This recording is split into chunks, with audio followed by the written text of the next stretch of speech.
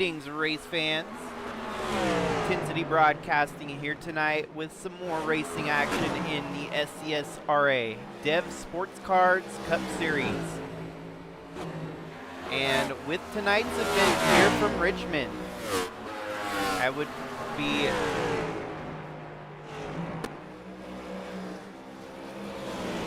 excited for the action. We do race tonight with some heavy hearts, but not, you know, they're still, I mean, it's tough, but tonight's race is going to be presented as the Dionne Hill 175. Our prayers and best wishes are with the Hill family. Sharn Hill's in the field here tonight, and his mom needs all the love and support that we can hand. So this race is for Dionne Hill here tonight at Richmond, and we'll keep it, you know, keep it light and fun here tonight, but at the same time we'll be keeping her close to our heart, as this race will be for Sharn Hill's mom.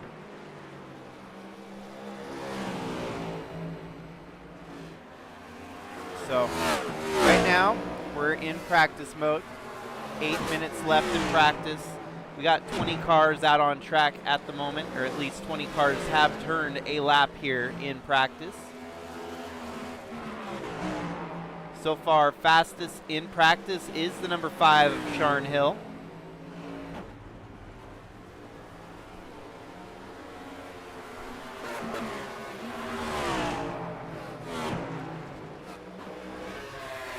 .175 laps is the distance here at Richmond tonight, and it will be stage break at lap 50.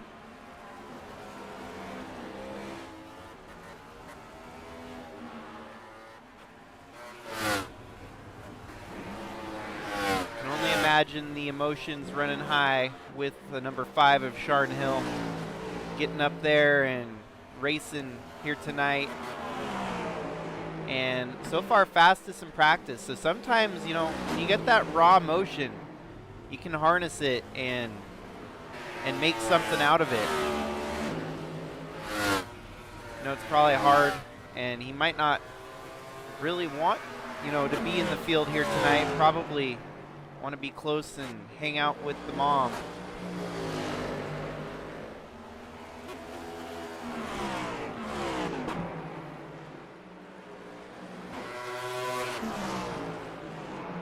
But life will throw you adversity once in a while, and rising to that adversity and meeting it head on sometimes is not an easy task. So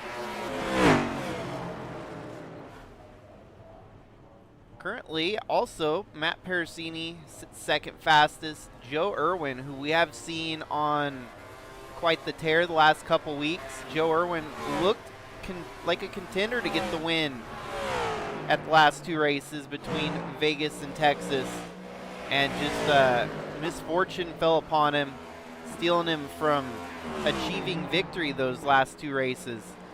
Could we see more of the same from Joe Irwin here tonight? And you got Kenneth Redinger, 4th fastest. He's a pretty regular name that we often see.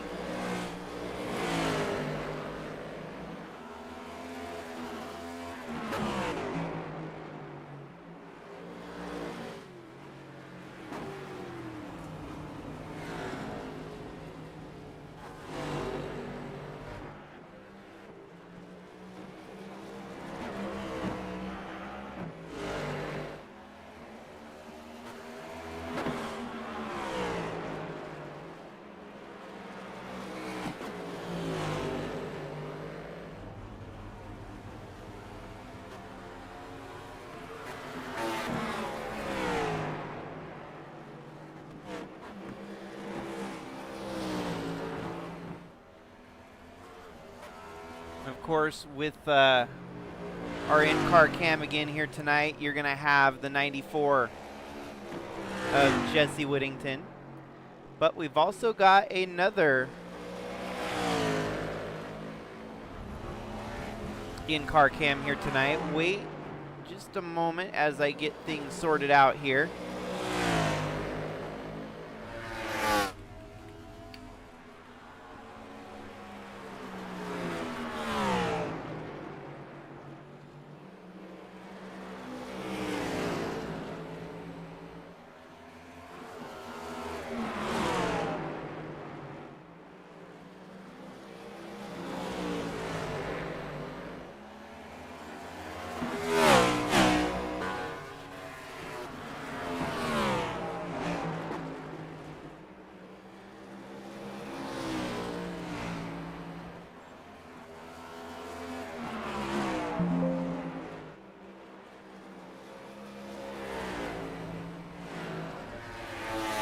Joining the mix here tonight, we've also got the number 84 of Charles Stevens.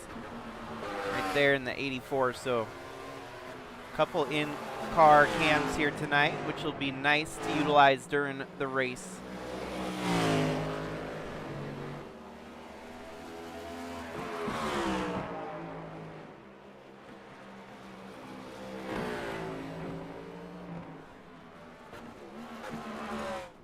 And of course, teammates at Cypress Academy, the two of them, will be keeping a close eye on their prowess here tonight.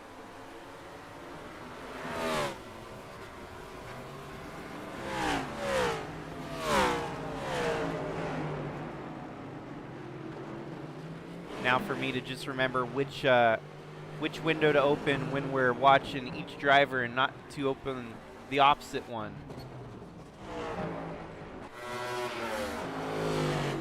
So practice is winding down here. I'm gonna go ahead and take a moment to present our series sponsors here tonight. And so tonight's broadcast is presented by Dev Sports Cards, the primary partner of the SCSRA and a consistent supporter of the league. Their eBay store has a fresh batch of auctions closing soon, from star rookies to vintage chase cards, plus 25-cent combined shipping on qualifying orders. If you want to support the people who support sim racing, check out Dev Sports Cards on eBay before those listings expire.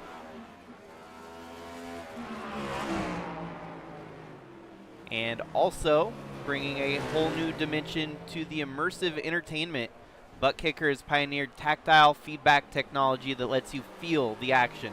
Whether you're behind the wheel in a sim rig, watching a blockbuster in your home theater, or in the studio dialing in the low end.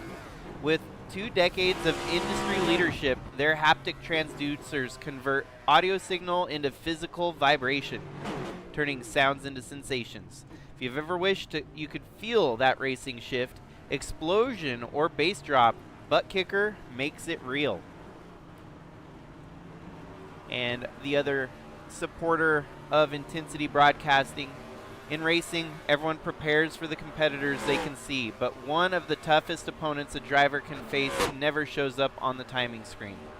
The hidden opponent is tackling the mental health battle inside the helmet, educating athletes, supporting teams, and giving the racing community language, tools, and leadership to talk about what usually stays silent. Because when drivers confront the hidden opponent, it doesn't just make them faster, it makes the whole garage stronger. And so with the hidden opponent, they offer tutors and advisors for mental health within the sporting community. It's a great thing. Keep your brain sharp, keep your mental health on point. And during these hard and trying times, it's definitely something that everyone battles with on occasion. So mental awareness is a great thing to keep in mind for everyone. We're down to the final seconds here in practice, and we'll get rolling into qualifying. Intensity Broadcasting bringing you iRacing action here. The SCSRA Dev Sport Cards Cup Series. Presented all tonight by Sharn Hill, paying tribute to his mother. Keeping it in the family here tonight, so prayers to them. Fastest in practice is the 5 of Sharn Hill, so we'll see if he's able to convert that over to a qualifying session here. 21 cars in the field. 21 cars will attempt to qualify.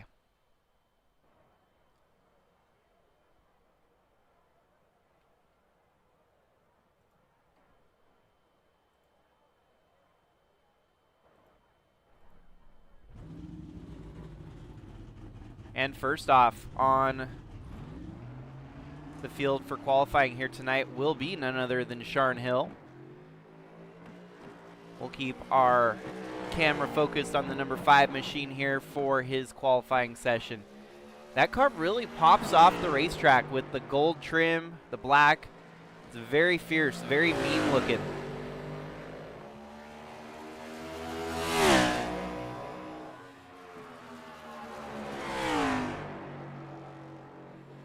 As he's getting the car warmed up, the tires.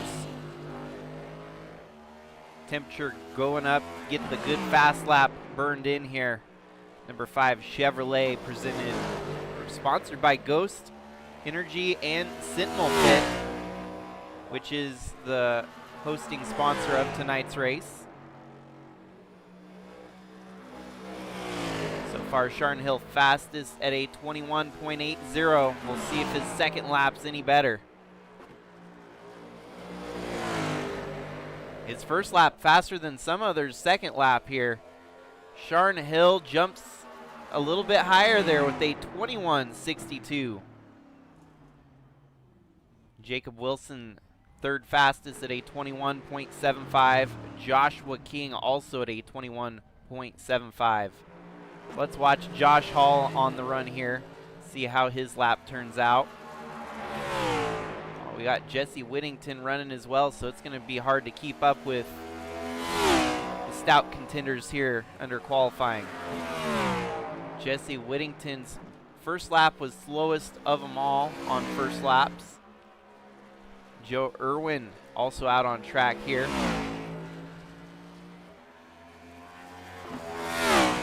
Matt Parasini jumps to the top of the board at a 21.45.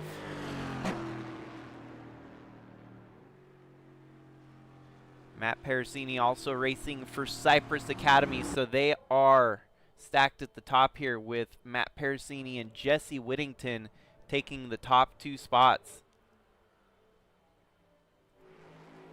Here we got Vince Brent from Kingsport, Tennessee, number 92 machine.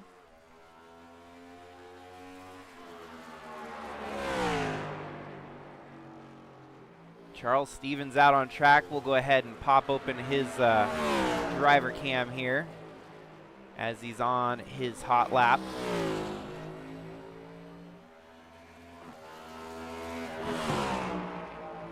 From Tampa, Florida.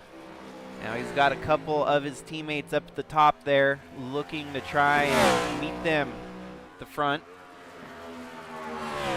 11th fastest for Charles Stevens Jr. there.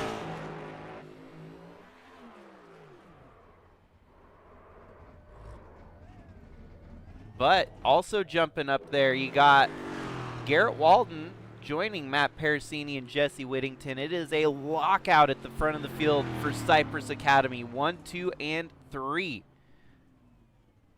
Joe Irwin, as far as I know, still unchartered or free agent, basically, so no team affiliations on the 03. Sharn Hill, though, racing for Royalty Motorsports, matching the car number on his side, currently 5th fastest. And some folks may simply opt out to turn the laps here and just settle for qualifying at the back of the field. Do have Matthew Fritz, though, on track. We'll go ahead and hop to his cam.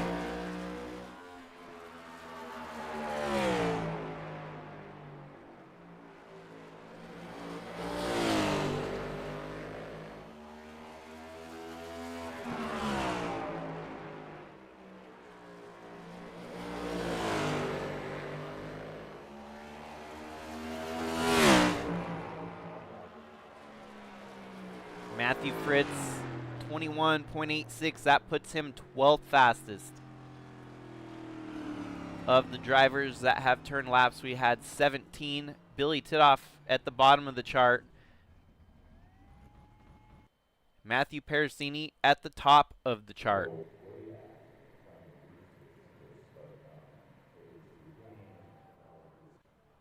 And that rounds out qualifying here as the other 4 drivers opted to start at the back of the field. Your starting lineup for the Dionne Hill 175 at Richmond. You've got Matt Pericini and Garrett Walden, followed by Jesse Whittington. 3-team lockout of the front for Cypress Academy. Then you got Joe Irwin, Sharn Hill, Ryan Gomes, Vince Brent, Matt Baines, Joshua King, and Jacob Wilson rounding out your top 10. And then just missing it by a hair, Josh Hall in 11th, Matthew Fritz 12th.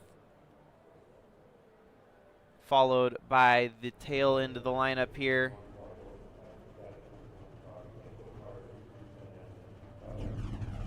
Jay Stinson, 13th. Charles Stevens Jr., 14th. Jorge Ledesma Jr., Lauren Vincent, Billy Titoff, Kenneth Redinger, Justin Parham, Trey Spears, and Brock Morris.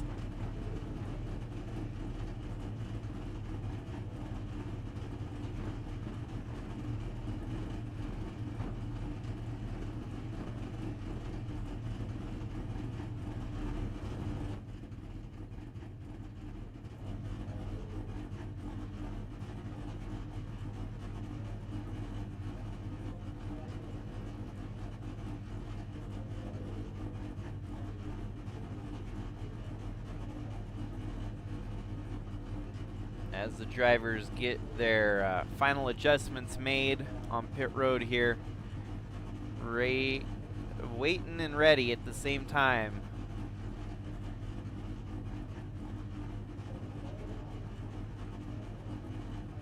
$175 laps of short track racing. A lot of patience, a lot of grit and determination when you get to tracks like Richmond. It's not always an easy track to tangle with, but at the end of the night, if you can come out on top, you surely did something special. It is kind of a driver's track when you look at Richmond, when you get the tire degradation and all these other factors kind of working against you. It's kind of that sweet spot between a short track and an intermediate track for the most part, because you do get up to speed and you do have to use the brakes. It's not like you can just keep it pegged and let off the gas. You gotta kind of time the braking zones to get the most of the track. And you'll see a lot of drivers maybe hook it into the first turn here when the race starts. A lot of varying factors that definitely change up the trajectory of each driver's race here tonight.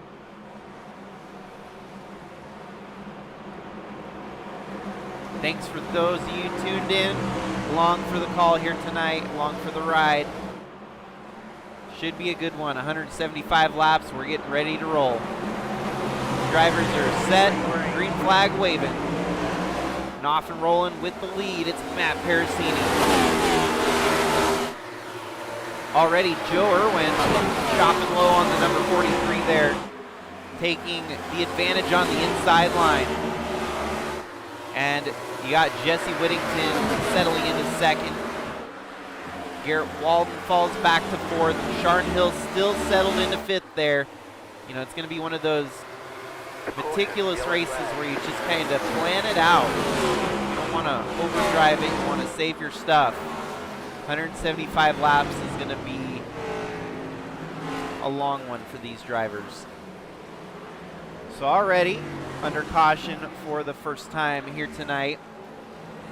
And we will go ahead and pull up our butt kicker replay. And so, a little bit deeper in the field here, that would be the 81 of Josh Hall. 72, that is Baines. Matt Baines and Joshua King right around him here. Not quite sure what happens. Looks like the car starts to slide out from underneath him here. Richmond just being a tough track on some of the drivers already early here tonight. We saw the next gen car struggling at Texas last race where they kept spinning out of turn 2. I'm hoping that's not a similar occasion here tonight where we're going to have a danger zone on the track. Unfortunately, Josh Hall loses it all on his own there. Brings out the first caution here tonight. So things will get calmed down here and we'll get settled in for a good green flag run.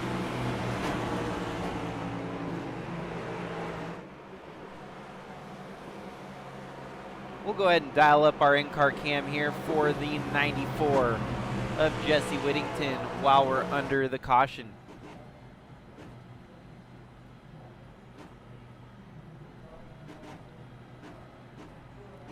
And it's a good time, folks, if you're sitting down in front of the TV or computer, grab a drink, grab a snack, get settled in for 175 laps of good old-fashioned short track racing here tonight. Should get back underway within another minute, so that gives you time to run up to the kitchen, grab a bag of chips, grab a nice cold Pepsi or Coca-Cola, whichever you prefer. Get settled in.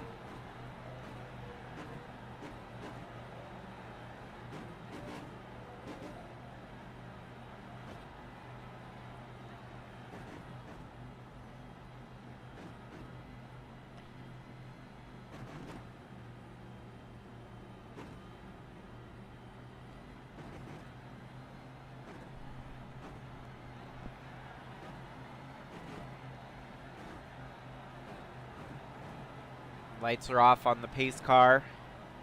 We'll go ahead and bounce back to our primary camera here.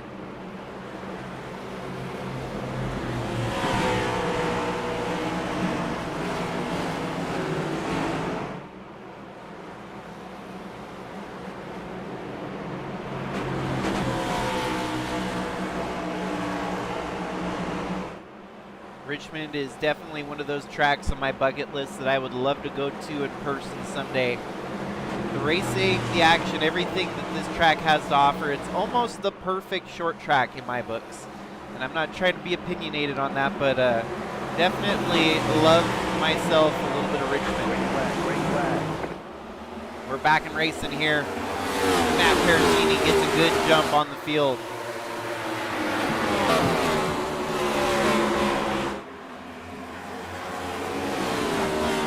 Starting to see some of the drivers. You really don't get a good sampling if we get cautions back and forth.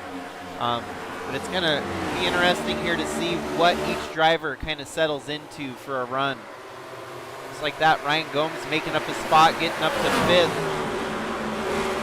We're going to start looking at Sharn Hill there in 6th, maybe strategizing a little bit early on, saving his stuff.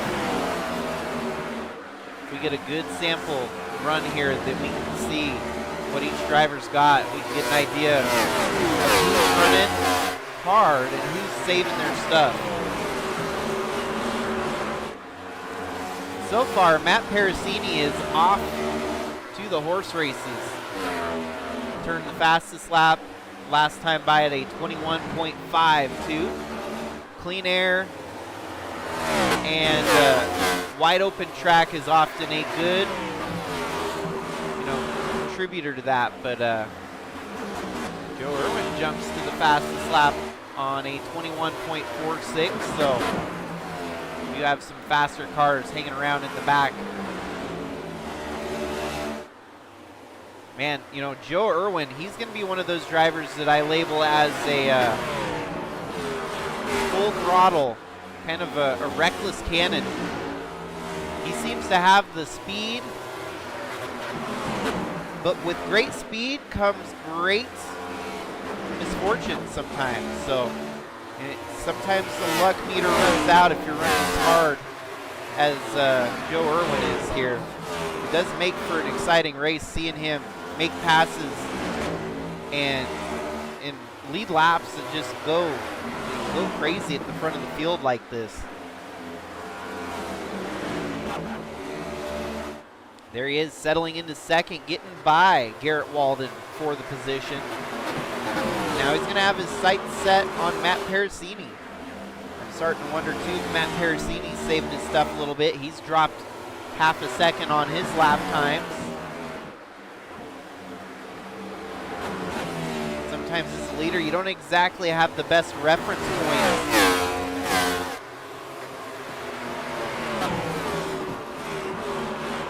And a driver running behind you, they can reference the lap you're making, so. But I do feel like this might be an occasion where Matt Parasini is just kind of saving his stuff, maybe feeling it out, getting an idea for what the car is capable of here. Stage of the race is only 35 laps left in it, so you definitely do not want to give away a stage win, as Matt Parasini's sitting on top right now.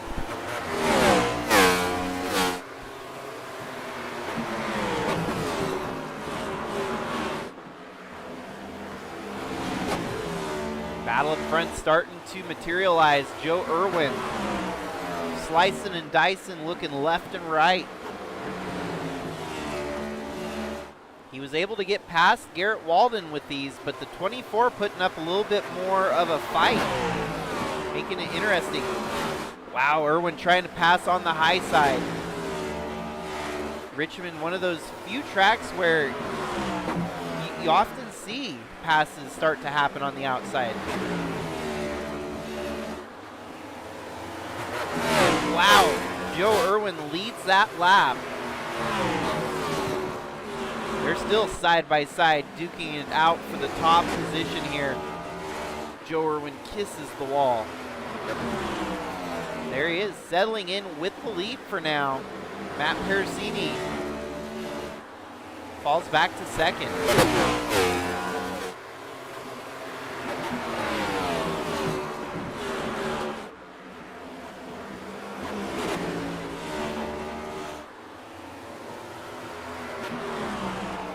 Sharna Hill's fallen another spot back to 7th, as that brings Vince Brent and Ryan Gomes all up one spot from their qualifying positions. Matthew Fritz on the move, up 4 spots from 12th to 8th.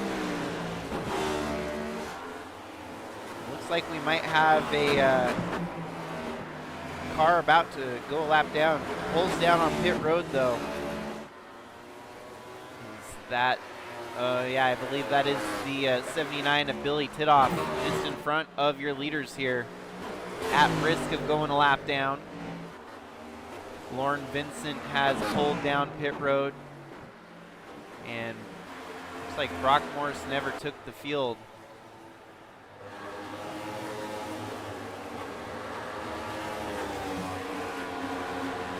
Well, let us bounce back to our other in-car driver here tonight, the 84 of Charles Stevens Jr., who has been able to gain 5 spots here tonight.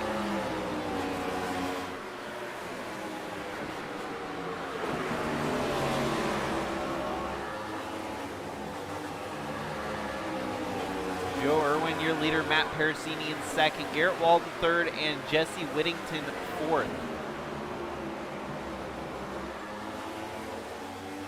As for the Cypress Academy drivers, they are running 2, 3, 4, 6th, and 9th. Charles Stevens Jr. here, he's been able to gain 5 spots. He's moving in the right direction to join his team. Dominance up the front half of the field.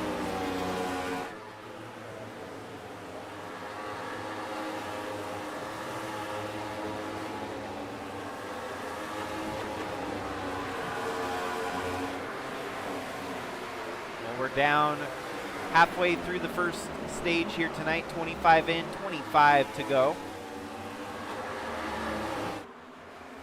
And Joe Irwin with the lead. Billy Titoff going a lap down here in the number 79.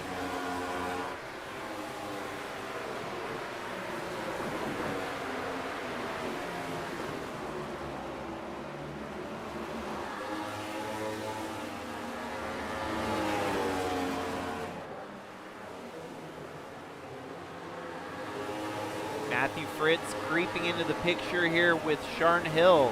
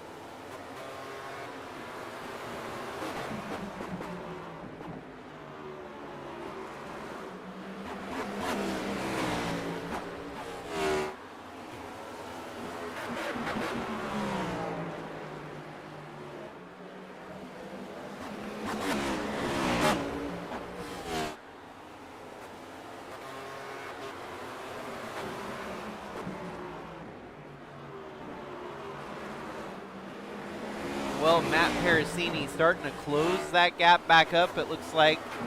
And as soon as I say that, he clipped the wall and lost a little bit more. So, Joe Irwin, he is on a blazer at the front of the field here.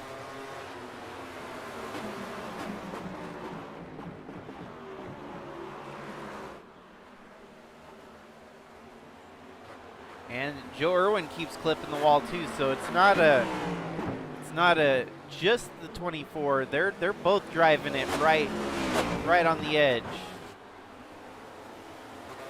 Since the first caution of the race, we've been able to go green nonstop since the restart on lap 8.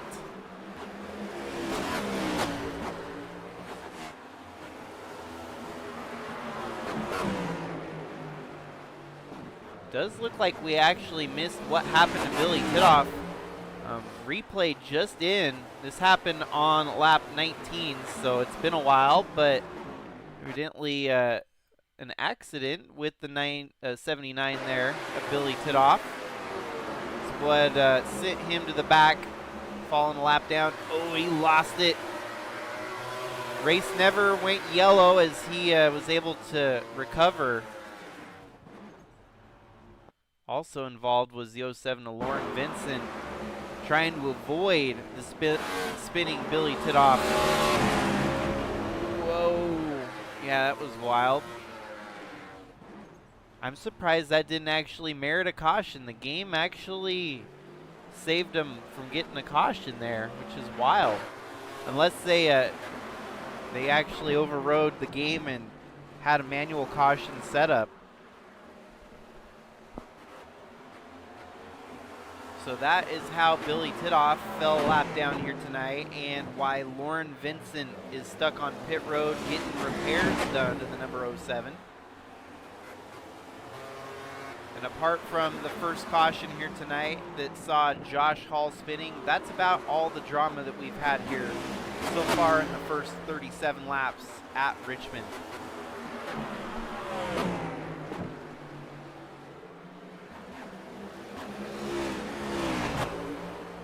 Still trying to close that gap, but the gap continues to kind of ebb and flow here. Joe Irwin stretches it out to about a 0.6 second lead, and then Matt Parasini closes back into about a 0.4. Joe Irwin looking to try and take the stage win here tonight.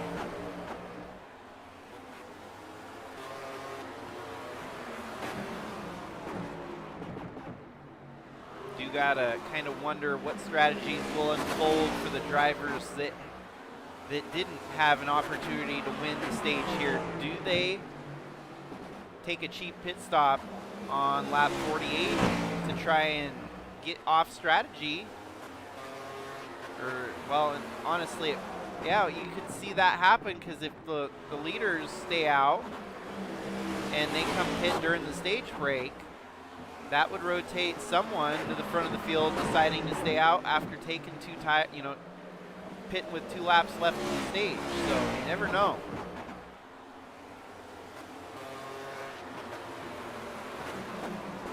That, to me, one of the few things that stage racing has done differently is throwing curveballs in strategy calls. You know, what used to be pretty cut and dry gets more convoluted and complicated when you throw those stages in, because everyone knows when the stage is going to happen. And so if that's the case, someone might decide, hey, I'm going to be contrary to the stage and try to take advantage of it, which within all rights, every driver has that, that to their advantage or disadvantage for most. And it's just a part of racing now more than it's ever been. Any given day, though, if you look at strategy racing, I feel like road course strategies have been greatly hindered by stage races. But that's totally a different story for a different time. We don't really have to worry about all that many road course races here in the SCSRA Cup Series.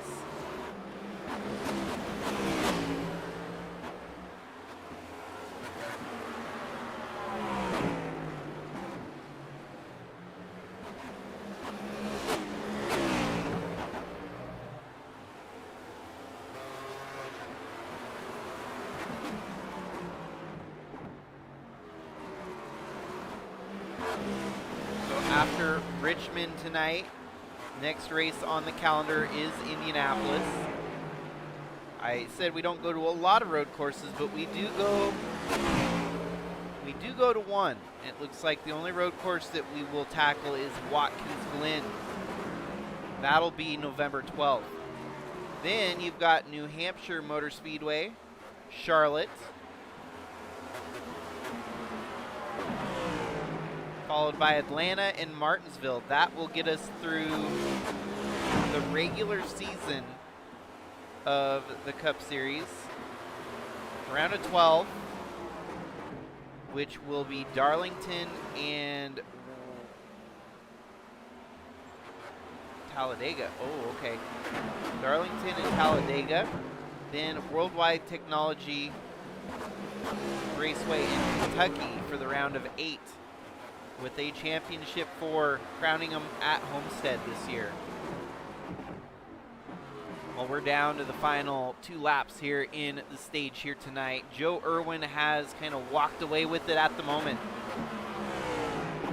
Matt Parasini in second, Jesse Whittington in third, Garrett Walden in fourth, and Matthew Fritz on the move. Fritz seems like the only direction he knows is forward, as we've seen him climb through the field week in and week out.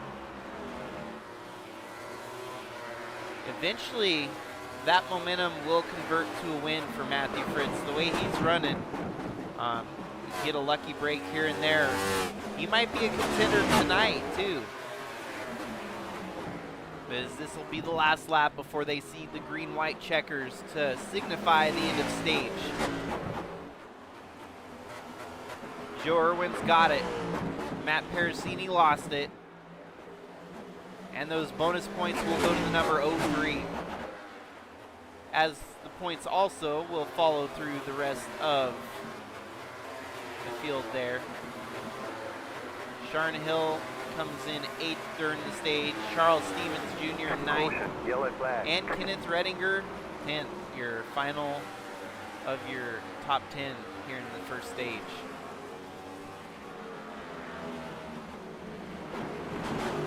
We got a good sample size there.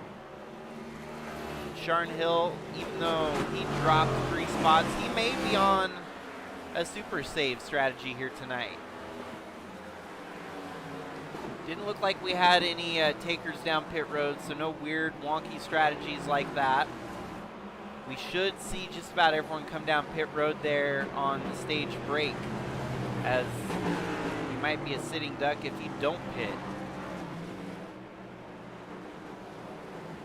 freshen up the cars, and reset for the next segment of the race.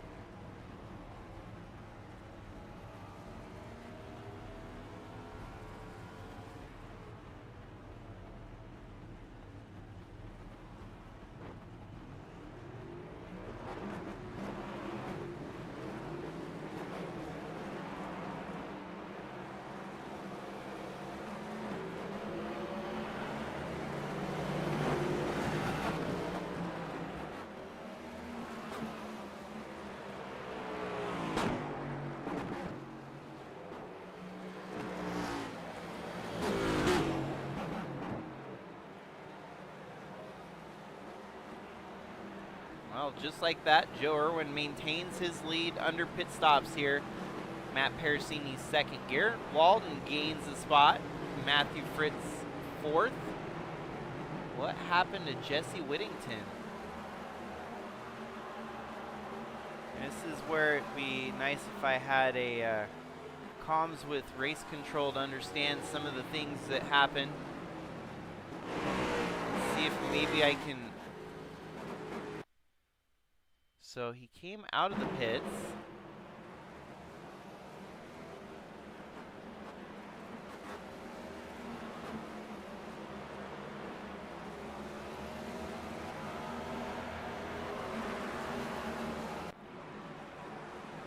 The only thing I can think of is if he left pit road and made a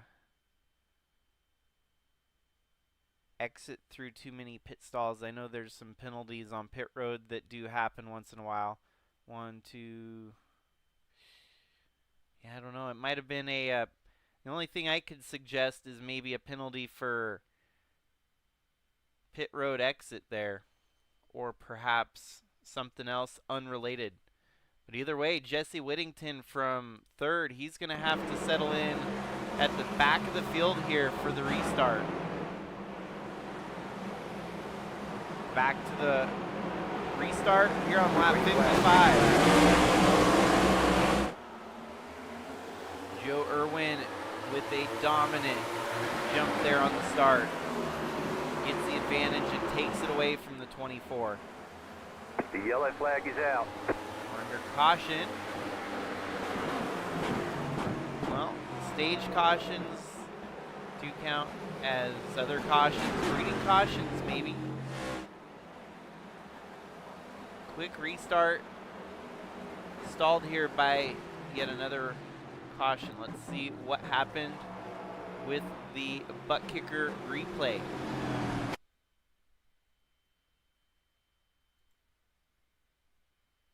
So Trey Spears is the number 12, that camo car that you can't see in the middle of your screen, camouflaged from our vision.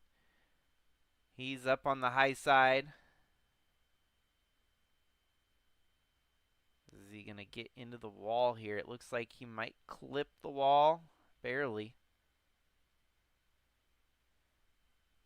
Oh, he comes down in front of Joshua King here. King, man, that's barely made contact. And I think that's what most people often refer to as net code, because there's really no contact that was made from our visual. Maybe it's an uplink or internet connection, but still, unfortunate caution break here without much damage to the number 12 of Trey Spears. So this just gives the drivers another reprieve to try and kind of collect their mind. You know, sometimes that's the worst thing that can happen too. You might be, you know, Joe Irwin at the front. You don't want any more breaks. You want to see this race go green all the way through the rest of the night, so that he can just turn those hot laps like he's on a qualifying session and try to drive away with it. But someone like Matt Pericini, who may have had a bad start gets another shot here to try and capitalize on meeting Joe Irwin at the front and try to, keep running with him instead of letting the 03 drive away on the restart.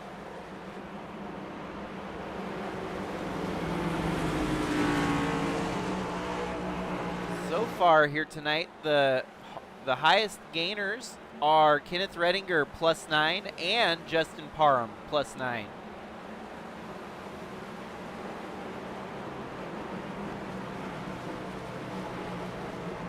Those both are drivers racing for Venom Racing. And also at the front of the field, their other teammate, Matthew Fritz, moving through the field.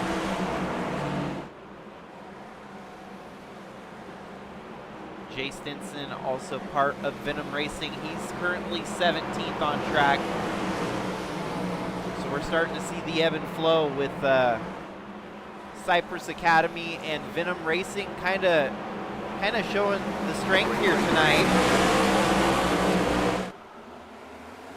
Man, another rough start for Matt Pericini as Joe Irwin got an even bigger advantage on that start. Matthew Fritz makes a move. He's up to third. Make that +9 for Matthew Fritz. Oh, Garrett Walden got loose there. He recovers, keeps it going, but loses all of the precious track position there.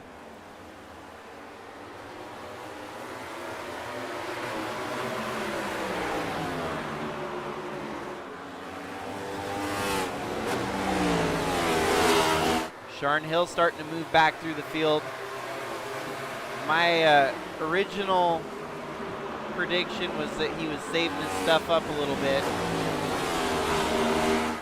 And perhaps now waking up and trying to rip and roar back to the front.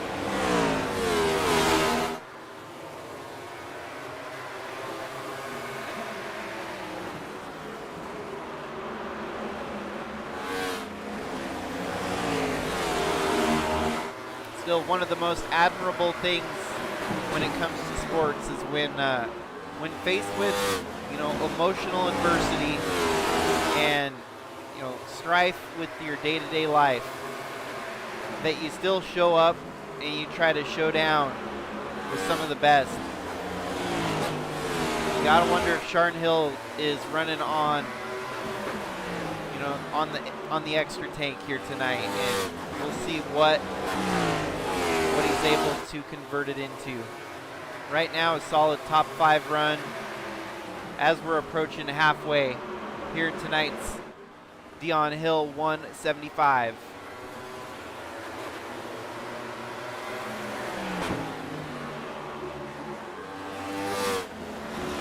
Very special moment for him to have a race representing his mom. So prayers and thoughts with her and all the family, keeping her right there at the front of our minds tonight.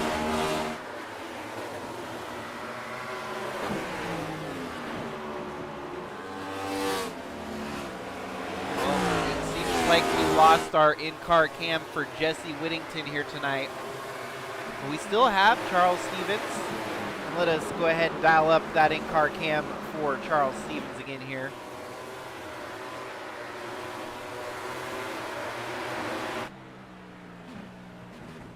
Very calm, cool, and calculated for the number 84 here of Charles Stevens. He's been able to gain 6 spots here tonight. He's in 8th. He's right now trailing behind the Venom Racing teammates of Justin Parham and Kenneth Redinger.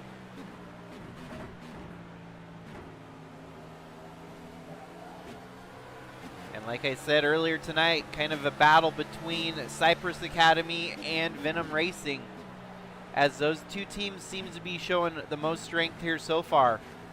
But while you're looking at the teams that are showing strength, you got Joe Irwin leading the race, who's a uncharted entry, not really tied to any team. So we're gonna have to figure out who Joe Irwin's racing for. He's Definitely one of those Driver X profiles right now that we do not have a team tied to him.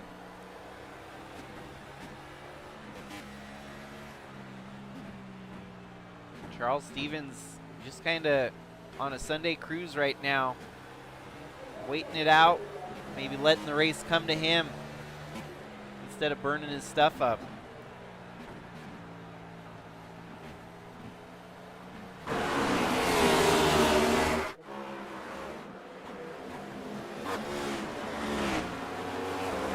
Yellow flag is out. The gap has expanded pretty significantly for the top three there, as Joe Irwin was starting to drive away with it. But we're under caution for the 4th time here tonight. Go ahead and catch the butt kicker replay. So you got the 79 here, Billy Titoff. And he loses it on turn 2. We've seen similar spin outs here tonight. He's able to pick it up and drive away, but bringing out yet another caution here tonight. He's been having a tough one, that 79 team.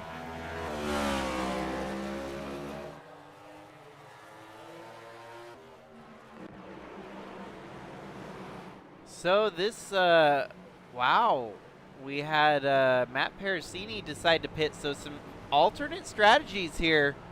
All of Cypress Academy deciding to pit with 100 laps to go. Minus a couple drivers in their team. It looks like Vince Brent staying out.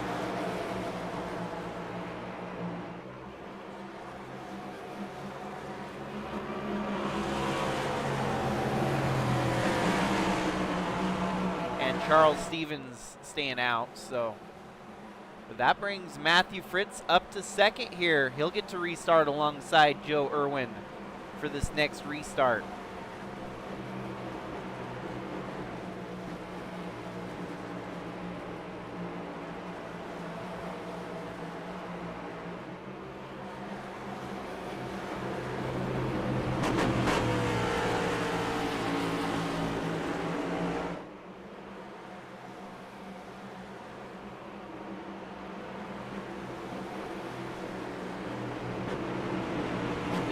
Definitely the skill set I expected to see from our drivers here tonight. Texas last week was kind of an off week.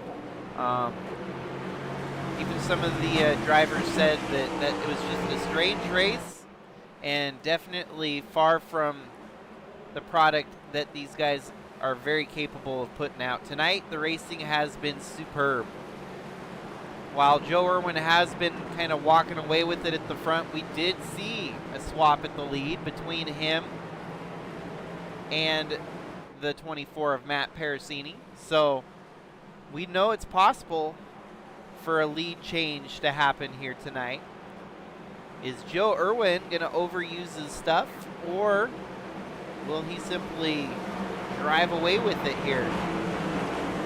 These alternating strategies are definitely going to put a wrinkle in it, knowing that there's drivers at the back that's got fresher stuff than your leaders at the moment. And getting rolling through the gears, Joe Irwin builds that gap back up again. Side by side for 2nd, you've got Vince Brent and Matthew Fritz. Justin Parham, the number 19 South Park inspired Chevrolet, moving up into 3rd.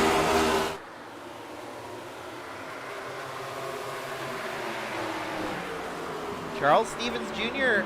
capitalizing on these restarts here as he's gaining some spots. He's right there behind Sharn Hill for 5th. Sharn Hill trying that outside line here.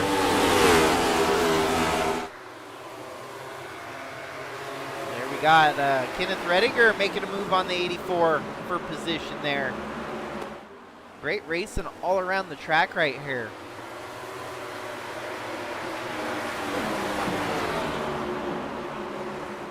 Joe Irwin has extended his lead over a half second now. Matthew Fritz in second, Justin Parham third.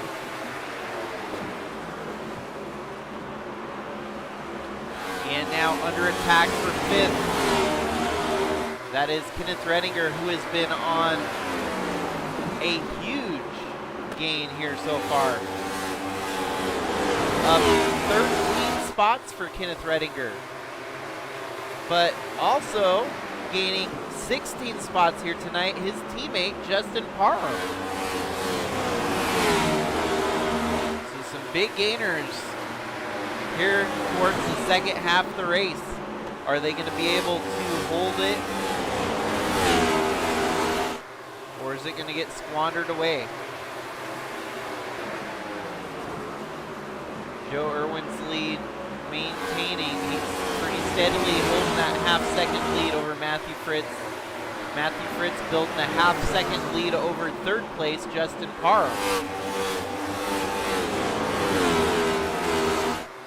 And Justin Parham, I honestly, from nearly dead last on the field to third, that is an impressive feat in its own.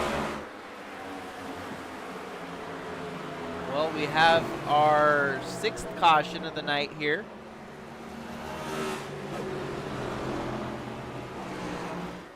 And I do not see a reason for the caution yet, so hold briefly as I do some more research.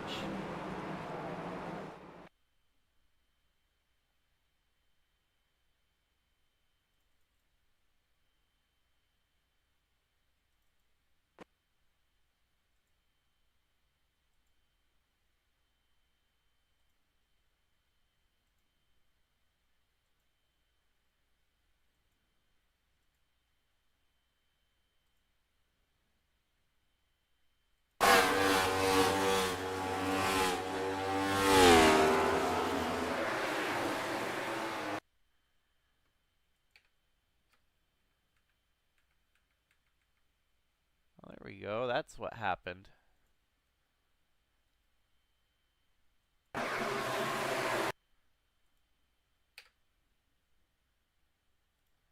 Alrighty, so right now pictured you see the 24 of Matt Parasini rolling in to turn 1. You got the number 12 there of Trey Spears. Trey Spears gets clipped, it looks like just a hair, by the 81 of Josh Hall, and that spins him down into the 24 of Matt Parasini. So just a slight miscalculation on Josh Hall there, it seems, giving him a bit of a bump, spinning him out, bringing out the caution here on lap 84.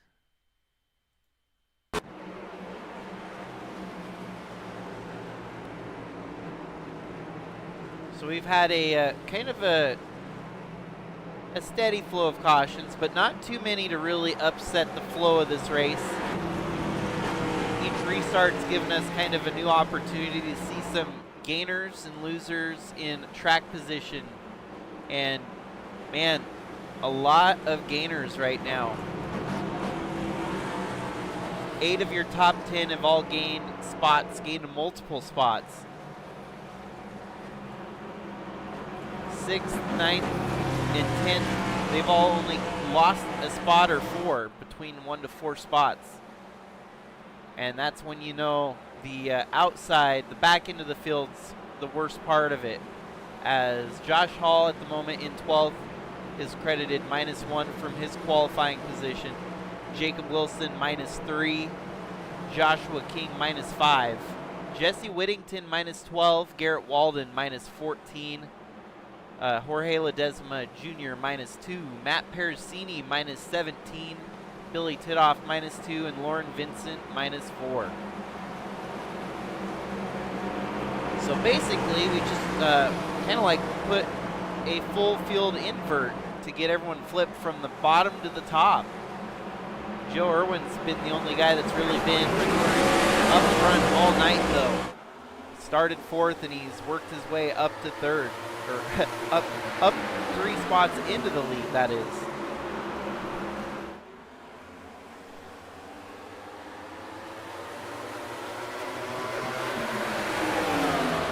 battle is really going to come down to if they are able to get a lengthy final green flag run here tonight.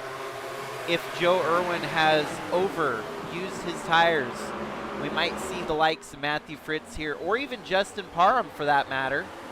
Don't count out Kenneth Redinger, who's continued to move forward as well. Seeing the drivers with the momentum in their favor right now is definitely huge. If any one of them were to convert it into a win here tonight.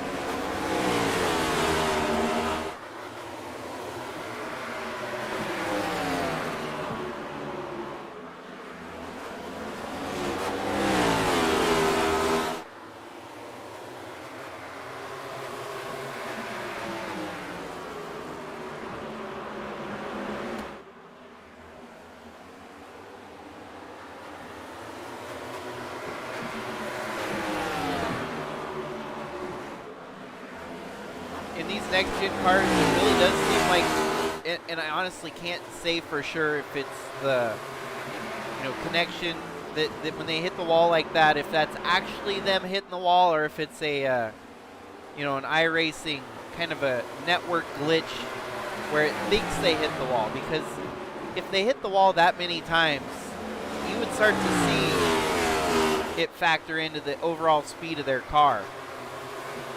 But for the broadcast side of things, it definitely looks like the drivers are developing a Darlington stripe here at Richmond. And it's on that back, the back stretch on the high side. They keep clipping the wall. But the cars themselves continue to look clean. So that's where I suggest maybe it's a slight, iRacing glitch, but that's something I'd have to delve a little deeper into. Regardless, you see those plumes of smoke, and if they're truly hitting the wall, some of these drivers might start feeling the repercussions of that damage.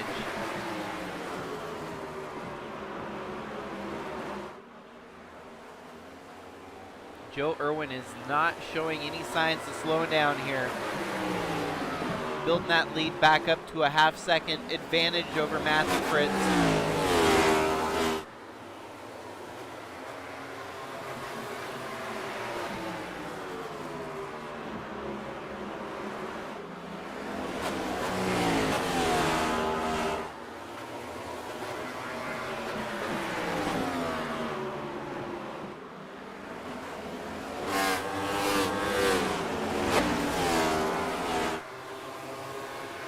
Kind of neat. We are starting to see some different names, though, working up front here.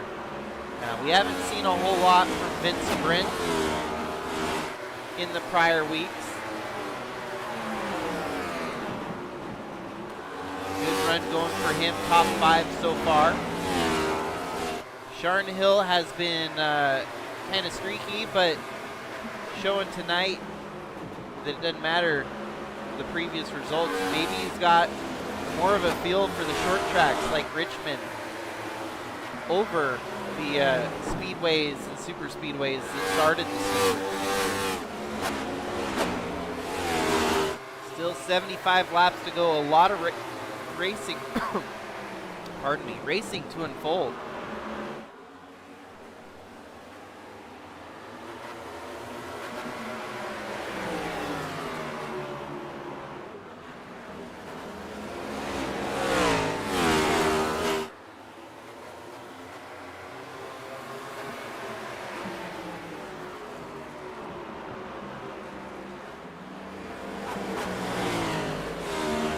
Well, the gap's starting to shrink just a little bit to Joe Irwin at the moment. Still laying down those fast laps up front, but you're starting to see the tires working against these drivers as those fast laps get a little bit slower. Even if he's faster than the rest of the field, he's lost about a full second in the race pace.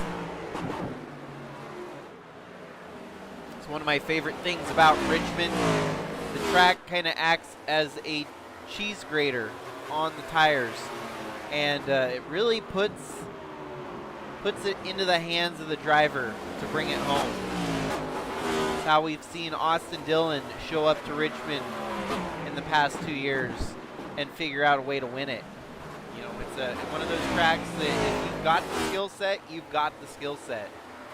And if you don't have the skill set, well, you know, it might take a while to get that skill set. By the time you actually figure it out, there's new tricks that everyone else gain. Or, like for example, the car model changes. You go from the Gen 6, the Gen 7, to the next gen.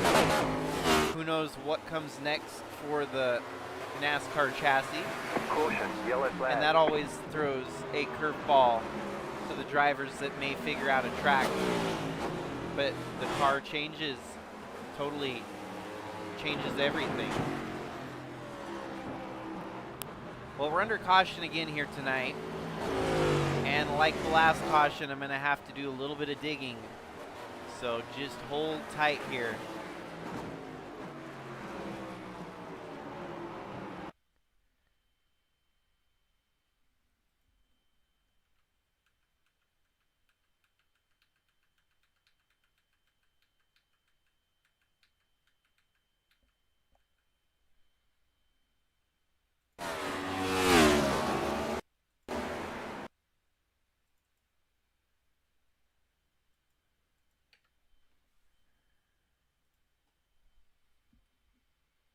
All right, so we're under caution again here tonight involving the 79 of Billy Titoff. As he's coming out of turn 2, the car not wanting to steer for him. He clips the wall pretty hard there. And from the contact, loses control of the number 79, spinning out on the backstretch.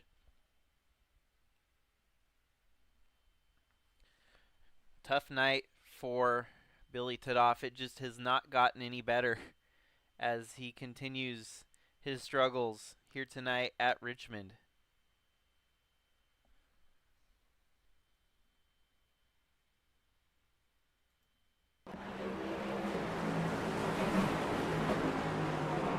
Looks like we had everyone pit, so strategies kind of go out the door. Everyone on equal footing yet again. But like I was saying, the tires were starting to get away from them. You could see the lap times, you know, bleeding away from the drivers. And here we are. Clean slate, everyone, fresh tires. Try their hands at it again.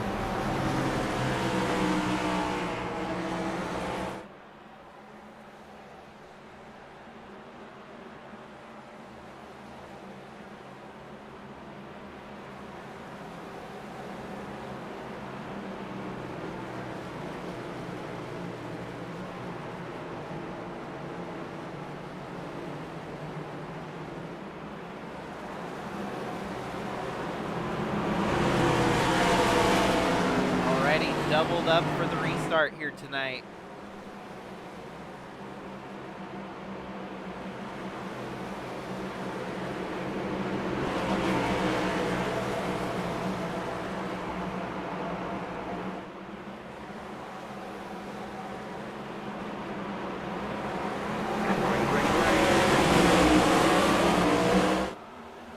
We're back and rolling here.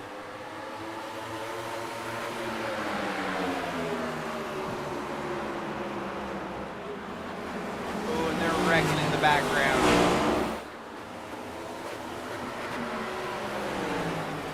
Everything stays green though. It'd be nice if we had a bit of a break in the action so I could kind of recover on what happened there. No caution as things stay green. Joe Irwin driving away at the moment, but let us dig a little deeper. Try to do a quick replay if we can. So here, going into turn 1. Oh, the 99 of Kenneth Redinger loses it. Man, hard hit. Wow, a lot of cars spinning and wrecking in the background. Gomes gets the worst of it there as he's the only one that gets stopped completely. I'm impressed the recovery rate on the other drivers. Kenneth Redinger was able to recover, even though the damage might have been pretty significant here as he spun upward into the 92.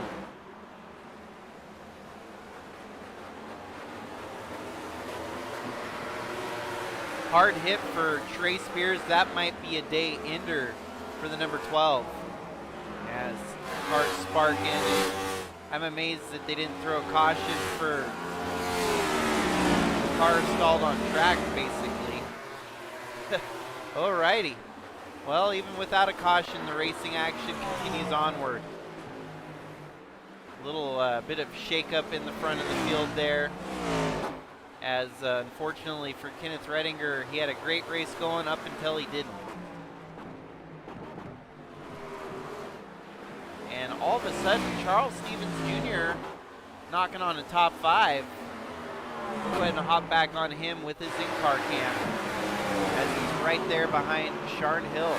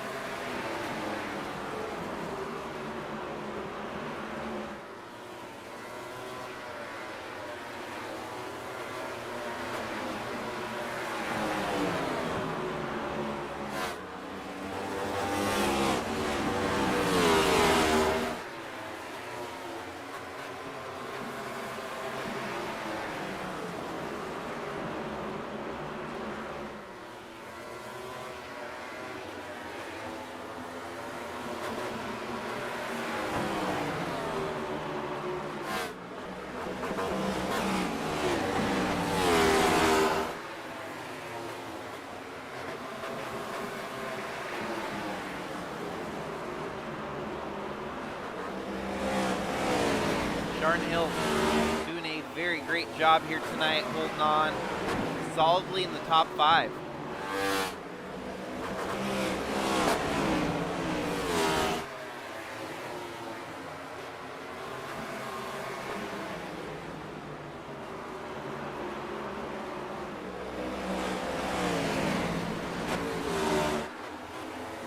And still with 55 laps to go. A lot can happen in those final 55 laps.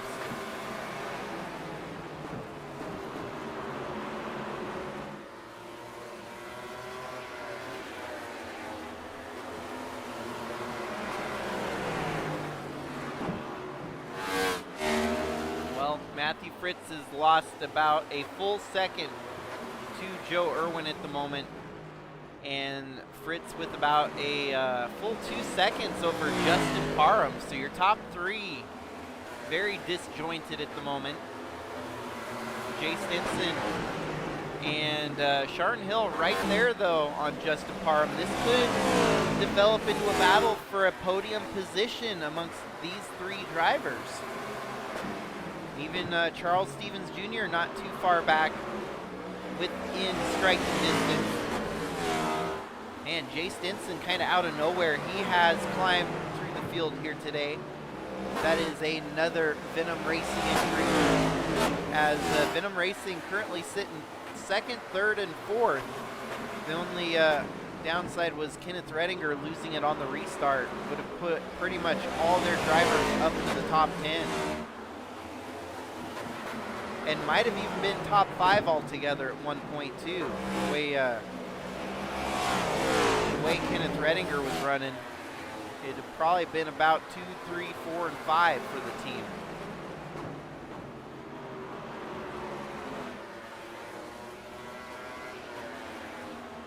Alrighty, 51 laps to go. Things getting a little bit strung out here.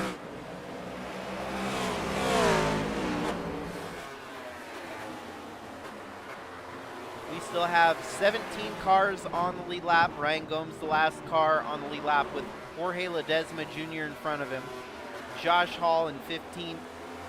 Matt Pericini in 14th. Kenneth Redinger in 13th. Joshua King in 12th. Vince Brent in 11th. And Matt Baines in 10th.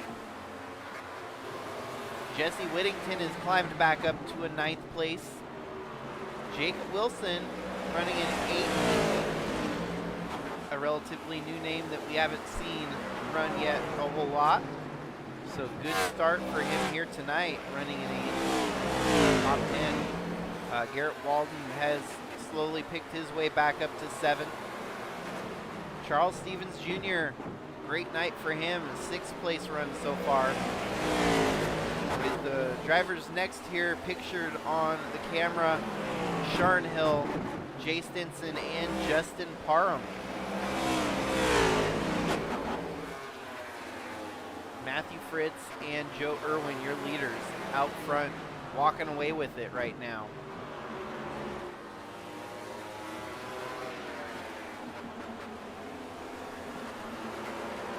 Caution, yellow flag. Oh, we're back under caution here tonight.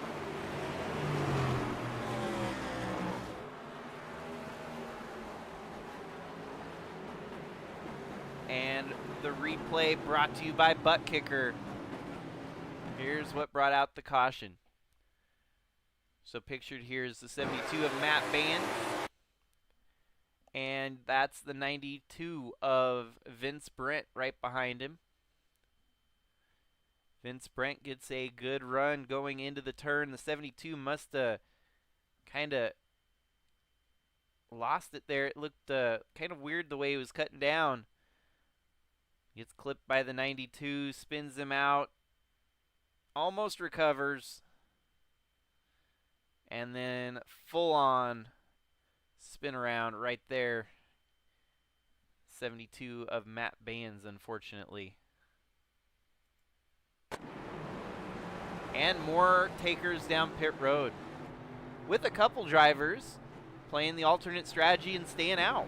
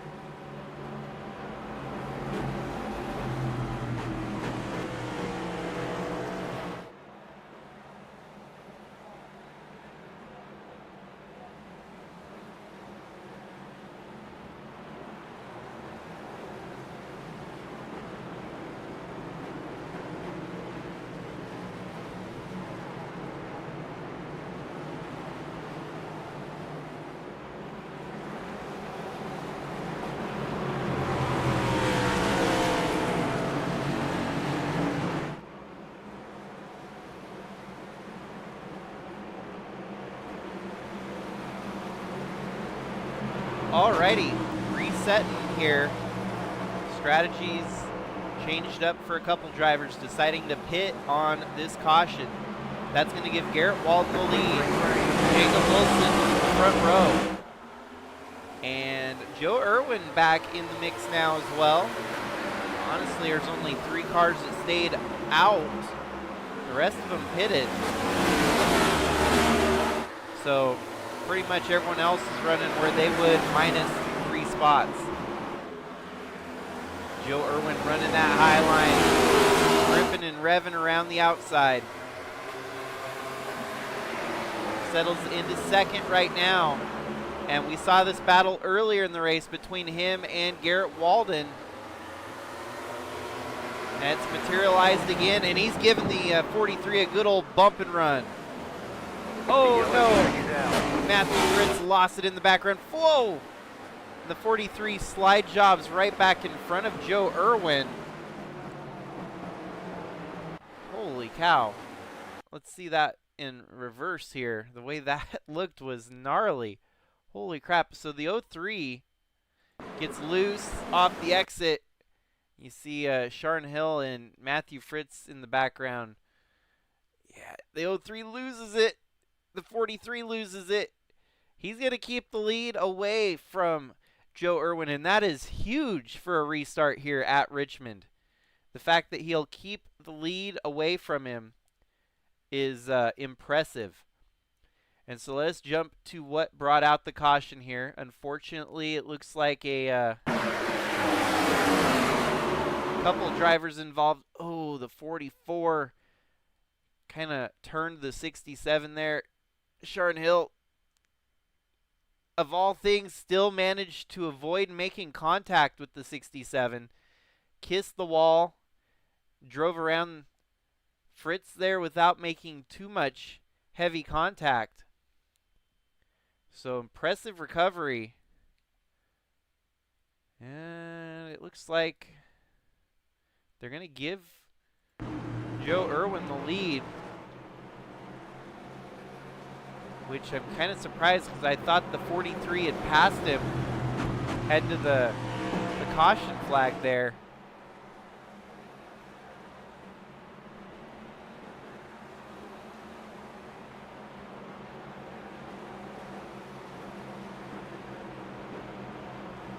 Well, this might be a great opportunity to set up our side-by-side cam with Charles Stevens. He's been up the highest he's been running here tonight, now into 5th. So this will be a great opportunity rolling into this restart.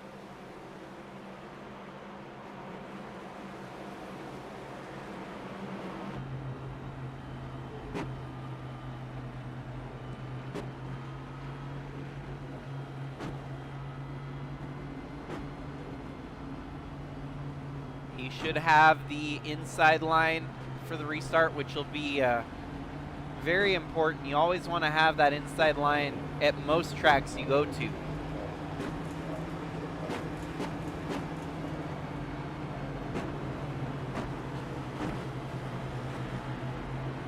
And this could be a very pivotal restart here with 40.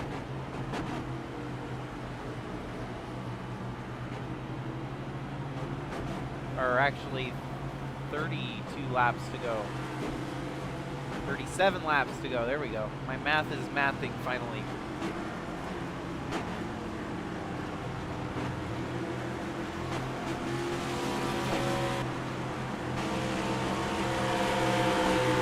Green flag, green flag. There we go. Rolling before the restart. Great start for the 84, as everyone else pretty much stayed tight there for the positions. Stevens making a move, getting up into 4th place. He's got his sights set on 2nd and 3rd.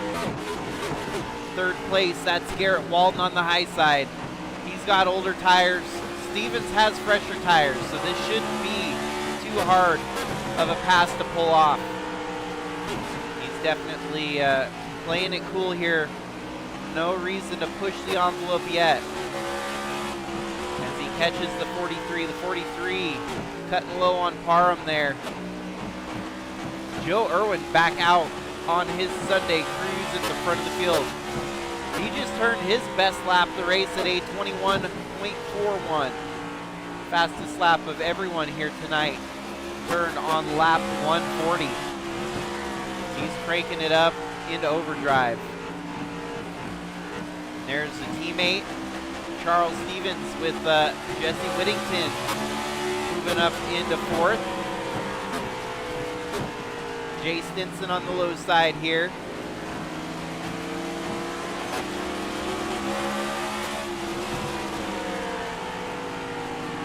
Whoa, and there's a little bit of contact. It can't get any closer than that. The 31 gave Stevens kind of a wake-up call. It's like, hey, I'm here, and I want the spot.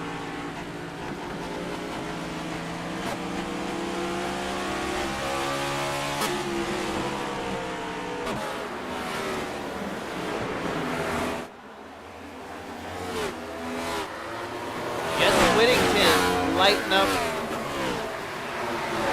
right at the end here. Firing on all cylinders. He's made it up to 3rd.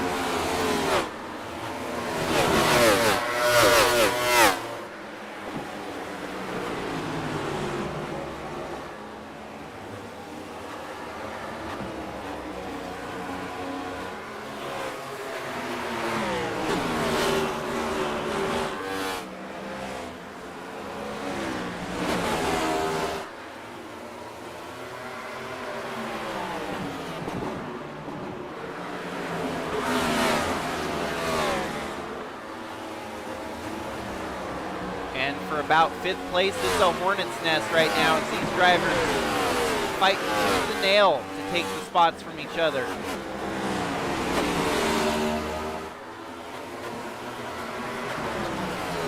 We're down to 29 laps left to go.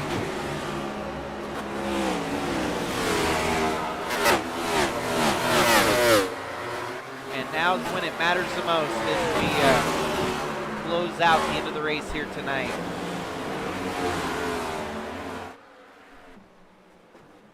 No one seems to have anything for Joe Irwin, which has been very prominent here tonight. Finally, the 03 with no bad luck hindering him so far here tonight. Might actually be able to seal one of these deals.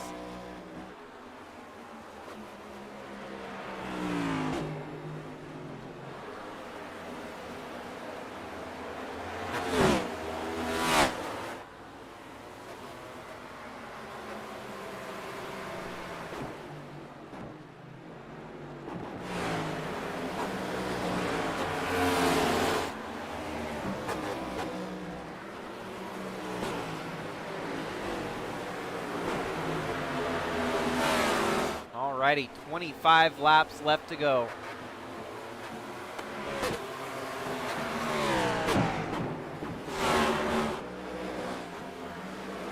Jesse Whittington's definitely had an up and down day.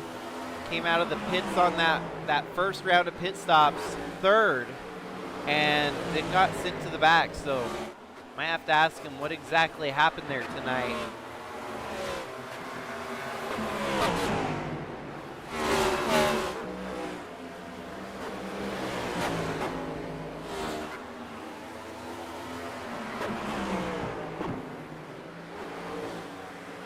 Gap continues to grow out front. Joe Irwin up to a 2nd plus lead over Justin Parham. Parham has nearly a 2-second lead over Jesse Whittington. Whittington seems like his car is starting to kind of plateau a little bit here as the 31 of Jay Stinson closing the gap on him. A little bit further back, you got Charles Stevens Jr. and Sharn Hill, who can still mix things up a little bit. Have we seen the last caution tonight is another subject. 23 laps to go. There's a lot that can still unfold here. Joe Irwin, his lead shrunk a little bit. Parham starting to close that gap up.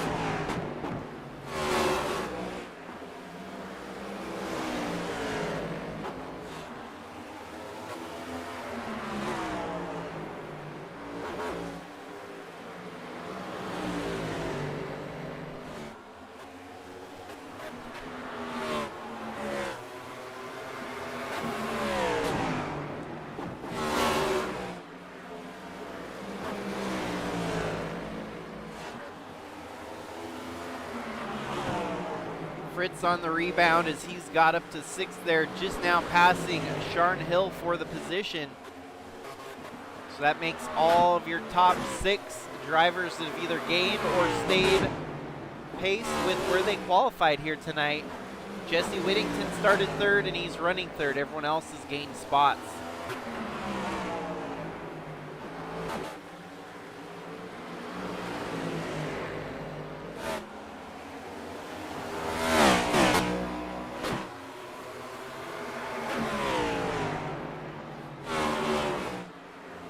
Definitely been a mixed bag here tonight with who we've seen up front. At one point we saw Kenneth Redinger doing pretty good, and he got spun himself out it seemed, and has not recovered since then. We saw Matt Parasini lead laps to begin the race. He's on that alternate strategy where his tires are far much older, and it's definitely causing him a rainy day at the end of this one. Garrett Walton had been up front at a few points here tonight as well, sitting in 9th here in the closing laps. But the one common denominator has been Joe Irwin, who has looked unstoppable here tonight. That number 03 has led at least about 70% of the race here tonight. By far has led the most laps. But is he going to be able to close it down?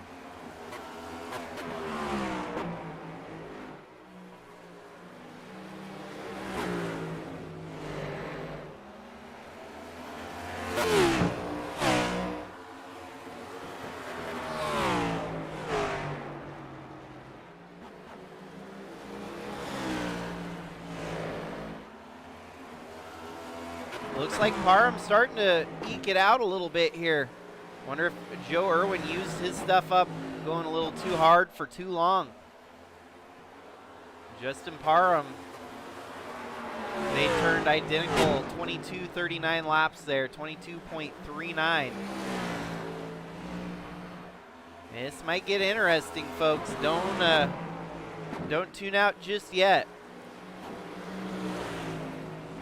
Down to 3/4 of a second. Joe Irwin's advantage starting to deteriorate here. Justin Parham beat him by a whole 10th that last lap.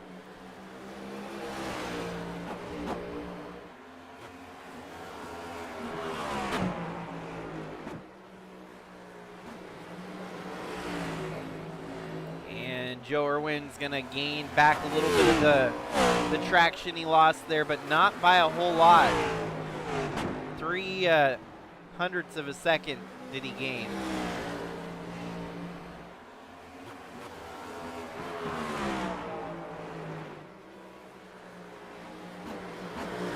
Whittington still sitting in 3rd. He's defending against Jay Stinson.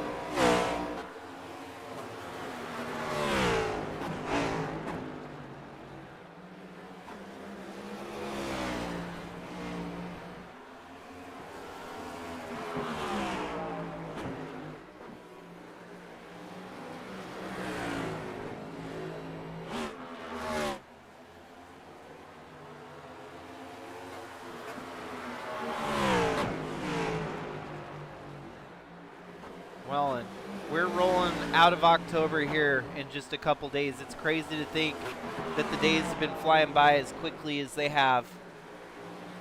And these drivers, the season just getting started for them, as many of your racing outfits are starting to close down for the season. Your NASCAR championship finale coming this weekend, and so many of your short tracks planning for 2026 already. Whoa, Joe Irwin hit the wall hard there. Is that going to factor into this final 9-lap stretch for Justin Parham? It looked like a pretty beefy hit on the wall. 7 laps remain. But as we're rolling through October, you know, winter lingering in the background, approaching. Just want to send out warm wishes to everyone, and prayers and thoughts be with the Hill family. Hoping the best for Dionne Hill and the Hill family all together. Sharn Hill's definitely performing above and beyond tonight, racing in the field. And still looks like he might be able to bring it home for a top 10 here tonight in the number 5 machine.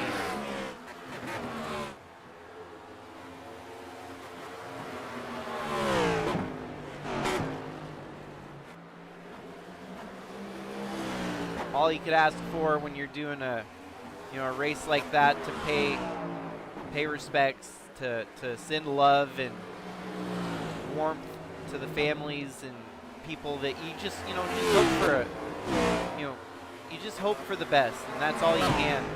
That's all you can do. And here tonight we were at least treated to a great race as well. The racing comes secondary. Family, friends, and life come first. And tonight, thank you everyone for your support, your love. Keep strong, resilient, and moving forward. 4 laps to go. Joe Irwin starting to peek back away with it. Lap traffic a little bit further on in the distance, but I don't think that's going to factor in. Justin Parham might have to throw a Hail Melon at this one if he wants to win it. 3 laps to go.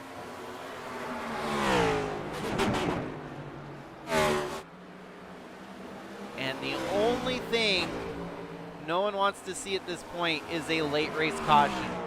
Well, maybe unless your name is Jesse Whittington or Matthew Fritz, who could definitely benefit from the caution here.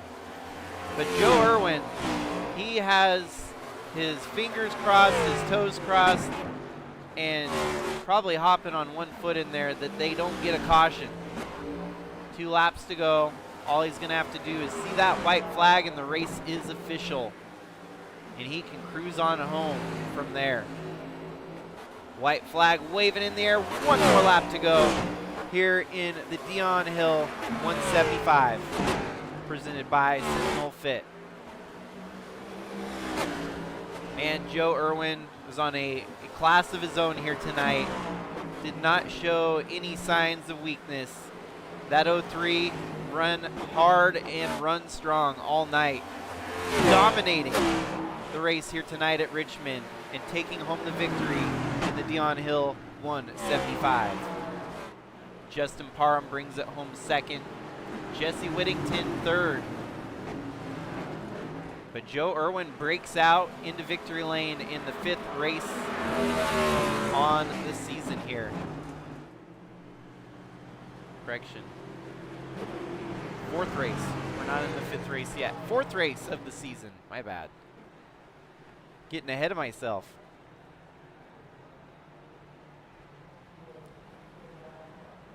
I love seeing the podium finishers at the start line. We've seen that pretty much every week here. Everyone gets to celebrate together at the end of this one.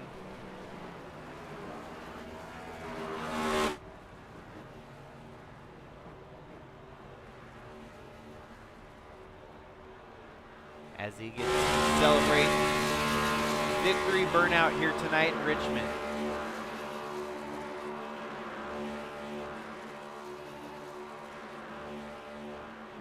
And burn it down, Joe. You earned this one.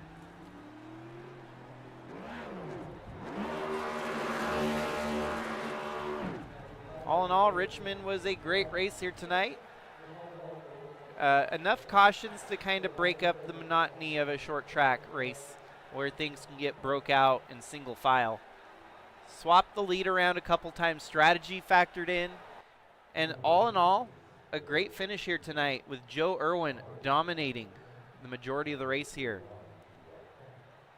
And so we'll go ahead and show you the results here tonight.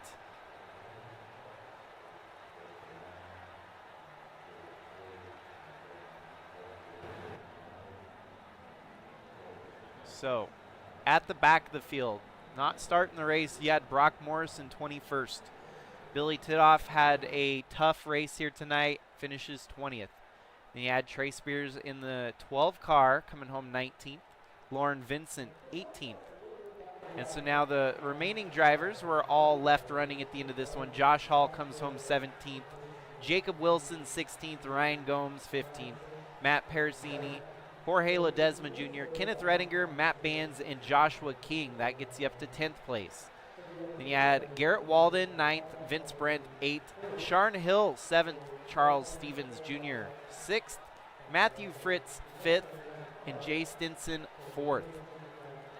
And so at the top of the lineup, our podium, of course, none other than Jesse Whittington, Justin Parham, and Joe Irwin.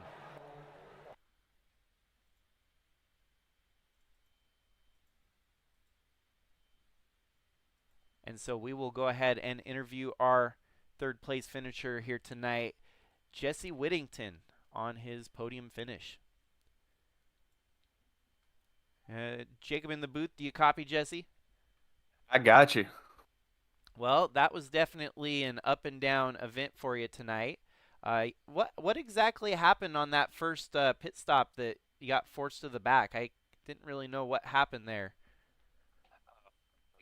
The user error. I was thinking in my head that it was 45 miles an hour on pit road, and I decided to go 49. So yeah, that's a big no-no, and I paid for it.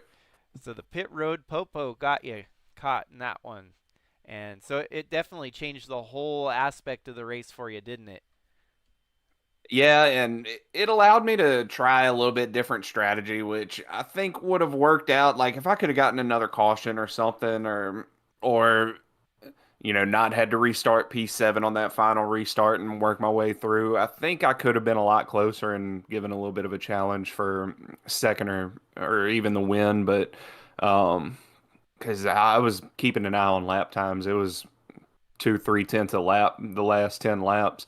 Although I got to give a lot of credit to Jade Stinson, he was keeping pressure on me, and I just kept on overdriving it. I don't know what was wrong with me tonight. I just feel like I kept on overdriving turn three, but hey, coming away from here off of a win with another podium, I'll take it. Well, yeah, heck, if you can, pull off a podium even after a night where it was a bit of a struggle for you, that's pretty impressive. So, any friends, family, sponsors you want to thank here tonight? Absolutely. First and foremost, I got to thank my wife and kids. They're always so supportive of me coming out here and doing my thing, and I can't thank them enough for their love and support. No matter what I'm doing. Of course, tonight we have on the hood Blacklight. I'm kind of going back and forth between Blacklight and Moza this season. 2 races apiece, swapping back and forth.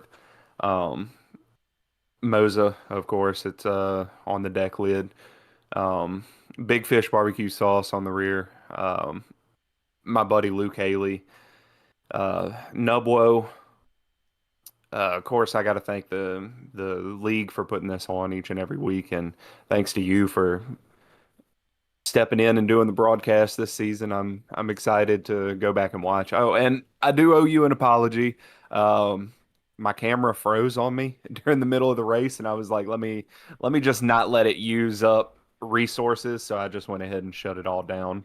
So in case you were wondering what was going on there, that's what happened. Totally fair. I get it. My venture into streaming started with me on a gaming laptop, and trust me, I know it wholeheartedly. My laptop could not handle streaming, and yet I forced that thing to do it. I had to turn so many things off; it was not even funny. So, Well, I mean, I have a decent computer, but it's one of those things. Like if I can make sure that it stays as high quality as I can, I would much rather do that than to risk the quality to try to fix a different issue. So, right? No, it's you got to get that edge, and you got to convert it into success on the track. No, so perfect, great night, and congratulations on the podium. thank you so much. You have a great rest of your night, man. Yeah, you too. And so, with that, our second place driver will go ahead and pull Justin Parham into the booth here for a post-race interview.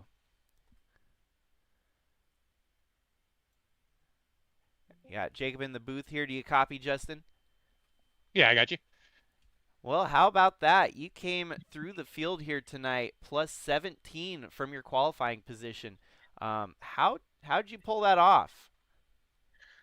It was just I guess just a grind the whole night. As I messed up on my qualifying, so I had to start in the rear and just slowly and methodically tried to work my way up through there. At any point towards the end of that last run, did you think you had something for Joe Irwin? I was hoping I did, but I kept watching our relatives, and me and him was pretty much mirroring each other's lap times. He wasn't going nowhere, and I wasn't catching him either. So we was just pretty much holding steady, just mirroring each other's lap times. Neither one of us could, he couldn't get away, and I couldn't get to him though. Yeah, you managed to stay out of trouble. There was some, probably hairy, spots during the race where you could have got tangled up in a wreck, but you didn't. So you survived and you thrived, finishing second here tonight. Any sponsors, friends, family you want to thank? Just the league for putting it on every week, letting us come out here and race, and of course y'all for doing the broadcast, letting us go back and see how everything shook out throughout the race. Since we don't get to see everything when we out there, stuff happens on the other side of the track or something, and just being able to go back and watch it and see how everything went throughout the night. Well, awesome. Yeah, enjoy that second place finish here tonight. I'm sure we'll see more of you in the races to come. Have a great night. You too. Thank you.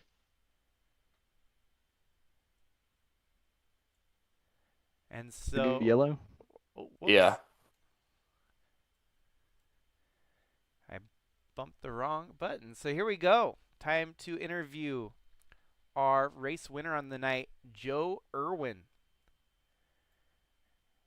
Jacob in the booth here. Do you copy, Joe? Yes, sir. You got me? I do. How was it here tonight? Do you, man, you dominated. You led a large chunk of laps here tonight. You looked like you were shot out of a cannon. What was the big factor of getting the win here tonight? Just clean air, man. These cars are so subject to dirty air, and it affects them so much. You just got to get out front. I mean, it was the same thing last week, if I remember correctly. It you just got to stay out front. People are pitting behind me, and I'll stay out on old tires because old tires and clean air is better than new tires and dirty air in these things. So that's really all it was, man. And when I got pinned, I shouldn't say pinned, but when I was third, fourth at the start, and then on a couple of restarts there, I mean, it's just you just got to drive aggressive for a few laps and just try to get out front and get back up in the clean air. So that's what we did, and got super lucky one time. I don't know if you caught it, but the time Walden stayed out, um, like I said, I pretty aggressively was trying to get back up to the front on fresh tires. He stayed out on old tires, and I moved him up off of 3, and went in front of him and started to spin out. I was going to wreck, but then a caution came out behind us, and it saved me. I was literally sideways when the caution came out. Walden passed me, but because the caution came out when I was in front of him, it gave me the lead. So yeah, clean air and a little bit of luck. Yeah, I caught that during the broadcast, and I was kind of confused, but then again, I have to remember, I kind of have to train my brain away from NASCAR Racing 2003. It's not that you race back to the line. Your spot freezes when the caution drops, and that was kind of a wild transaction there because you clipped the wall, and you both got loose on the exit of turn 4. It was, yeah, pure luck, like you said, that you didn't get wrecked or get into a bigger accident there during that that part of the race. Yeah, no doubt. So yeah, no, you're showing the speed each week. There's a couple races it was just bad luck on, not of your doing, but finally you're able to convert here tonight. Is there any friends, family, sponsors you want to thank for getting you to this point? Uh, yeah, I'd like to thank the guys that keep the league running. I show them appreciation any chance I get because it's not easy, especially right now. There's some people upset about how things are done, and there's no such thing as a perfect league, so there's always going to be things you can pick out and be upset about. But overall, the guys do a great job, and it's certainly not easy, and it's so we can all get together and have a good time, and and that's what it's nice when we're able to do that, and that's what it's all about. So I appreciate those guys, Ryan, Devin, Sylvan, Josh, those guys. Appreciate you for broadcasting it. That's cool. That gives my friends and family a chance to tune in and see what I'm doing while I'm hid away in my basement down here all the time. But yeah, man, no sponsors. Just thanks to those guys. Thanks to my wife for letting me do this, and yeah, thanks to you for putting on a good show. Well, I guess I have one final question for you because I always get hung up on it during the broadcast. What team do you drive for? Just I'm the only one on my team, L7 Motorsports. Okay, I'll remember that. I'll Yep. make a note of that. So I'll say L7 Motorsports instead of un un you know unlinked to any team because you're your own owner driver at that point. So Yeah, L7 Motorsports, home of the L7 weenies. So alrighty. Well, only one weenie right now. well, congratulations on the win here tonight. Enjoy this one, and we'll see you in the next race. All right, brother. Appreciate it.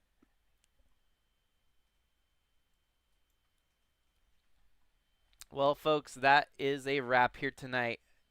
And we don't want to forget the reason we're racing here tonight to give Dionne Hill the spotlight here.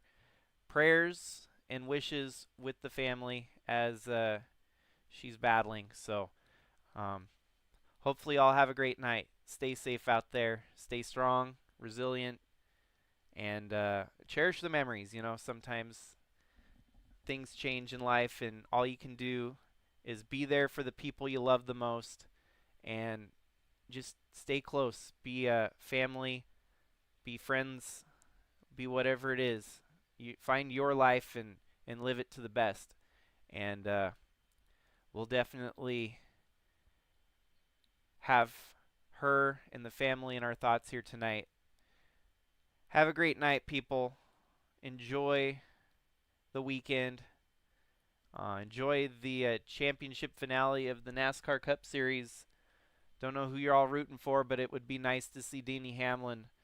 We know the stories behind him and his dad right now. His dad battling as well. So those are the kind of stories in sports that often get overlooked sometimes. And how fitting that we're racing at Richmond tonight, and it'd be so cool to see something like that happen as well. So with that, folks, this is Jakester